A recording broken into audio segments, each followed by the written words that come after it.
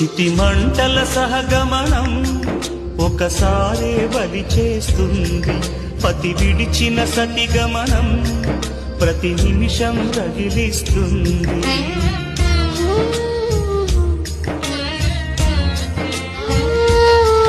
ఆ జ్వాలలతోనే జీవించేటి ధైర్యం అందిస్తూ ఓ బంధువులారా దీవించండి దీర్ఘ సహనమస్తు.